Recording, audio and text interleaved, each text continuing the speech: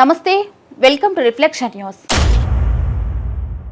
బాలీవుడ్ నటుడు సైఫ్ అలీ ఖాన్ పై దాడి కేసులో షరీఫుల్ ఇస్లాం అనే వ్యక్తిని పోలీసులు నిందితుడిగా గుర్తించారు. అతడు పోలీసుల కస్టడీలో ఉన్నాడు.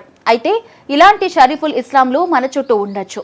బంగ్లాదేశ్ నుండి అక్రమంగా వలస వచ్చి నగరాల్లో ఏదో ఒక పని చేసుకుంటూ బతికేస్తూ ఉన్నారు. సమయం వచ్చినప్పుడు దాడి చేస్తారు. ఈరోజు సైఫ్ అలీ ఖాన్ కు జరిగింది, రేపు మీకు కూడా జరగచ్చు. కొన్ని నెలలుగా ఆధార్ లేకుండా షరీఫుల్ ఇస్లాం తక్కువ జీతానికి పనిచేయడం మొదలుపెట్టాడు. దొంగతనం చేసినా కూడా అతడిని పోలీసులకు అప్పగించలేదు. అదే చేసి ఉంటే షరీఫుల్ ఎక్కడి నుండి వచ్చాడు, ఏమేమి చేసి వచ్చాడనే సమాచారం బయటపడేది. ఈ విషయాలను ప్రతి ఒక్క భారతీయుడు ఆలోచించాలి. బంగ్లాదేశ్ వలసదారుడు బాలీవుడ్ నటుడిపై దాడి చేయడం దేశవ్యాప్తంగా ఆందోళన కలిగిస్తోంది. మహ్మద్ షరీఫుల్ 7 నెలల క్రితం మేఘాలయలోని డౌకి నది గుండా భారత్లోకి అక్రమంగా చొరబడ్డాడు. భారత్లోకి వచ్చాక తన పేరును బిజయ్ దాస్గా మార్చుకున్నాడు. పశ్చిమ బెంగాల్లో కొన్ని వారాలు ఉన్నాడని, ఆ తర్వాత ఉద్యోగం కోసం ముంబై వచ్చినట్లు పోలీసులు చెప్పారు. ముంబైకి రావడానికి ముందు బెంగాల్లో ఓ వ్యక్తికి చెందిన ఆధార్ కార్డును ఉపయోగించి సిమ్ కార్డును తీసుకున్నాడు. దీంతో మహ్మద్ షరీఫుల్ ఇస్లాం షెహజాద్ ఉపయోగించిన సిమ్ కార్డ్ బెంగాల్కు చెందిన మరో వ్యక్తి పేరు మీద ఉంది. అతని ఫోన్ కాల్ డేటాను పరిశీలించగా బంగ్లాదేశ్కు చాలాసార్లు ఫోన్ చేసినట్లు గుర్తించారు. అయితే తన కుమారుడిని ఇరికించారంటూ షరీఫుల్ ఇస్లాం తండ్రి మహ్మద్ రూహుల్ అమీన్ ఫకీర్ ఆరోపించారు. దోపిడీకి సంబంధించి పోలీసులు విడుదల చేసిన వీడియోలో ఉన్న వ్యక్తి తన కుమారుడు కాదన్నారు. అవే పోలికలతో ఉన్న మరొక వ్యక్తి స్థానంలో తన కుమారుడిపై తప్పుడు కేసు పెట్టారని, అన్యాయంగా తన కుమారుడిని ఇరికించారని ఆరోపించారు. పోలీసులు విడుదల చేసిన వీడియోలో ఉన్న వ్యక్తి భిన్నంగా కనిపిస్తున్నాడని మహ్మద్ రూహుల్ తెలిపారు. 30 ఏళ్ల పాటు ఒకేలా ఉన్న వ్యక్తి హఠాత్తుగా మారిపోయినట్లు కనిపిస్తున్నాడని వివరించారు.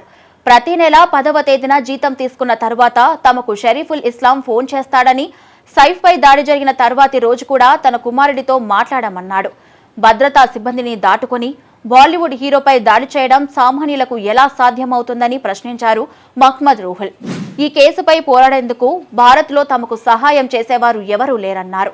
2024 జూన్లో నిందితుడు ఓ మ్యాన్ పవర్ ఏజెన్సీ యజమాని జితేందర్ పాండే ద్వారా ఓ పబ్లో హౌస్ కీపింగ్ ఉద్యోగంలో చేరాడు. జితేందర్ పాండేకు నిందితుడు బంగ్లాదేశ్ నుంచి చొరబడిన వ్యక్తిగా తెలియదన్నారు. దొంగతనం చేస్తూ పబ్ యాజమాన్యానికి పట్టుబడడంతో ఆ ఉద్యోగం కూడా పోయింది. దీంతో ఓ రెస్టారెంట్లో చేరాడని, అయితే ఉద్యోగంలో చేరడానికి ఆధార్ కార్డు కావాలని రెస్టారెంట్ యాజమాన్యం పలుమార్లు అడిగినా ఆధార్ సహా తన డాక్యుమెంట్లు పోయాయని అతను నమ్మించడం మొదలుపెట్టాడు.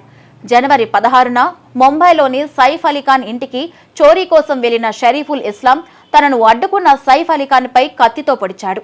బంగ్లాదేశ్ మాజీ ప్రధాని షేక్ హసీనా అధికారంలో ఉన్న సమయంలో దేశంలో ఉద్రిక్తతలు చెలరేగడంతో షరీఫుల్ అక్రమంగా భారత్కు వలస వచ్చాడని అతడి తండ్రి మహ్మద్ రూహుల్ తెలిపాడు.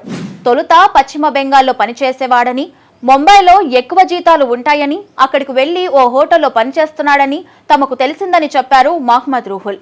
ఆ తర్వాత సైఫ్ పై దాడి చేశాడు.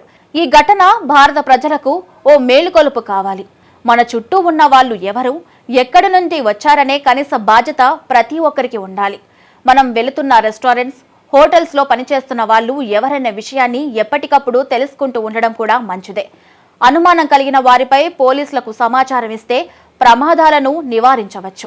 తక్కువ జీతానికి చాకిరీ చేయించుకుంటూ ఉన్న ఓనర్లు రేపు మీ మీద కూడా వాళ్ళు దాడి చేయరని గ్యారెంటీ ఉందా?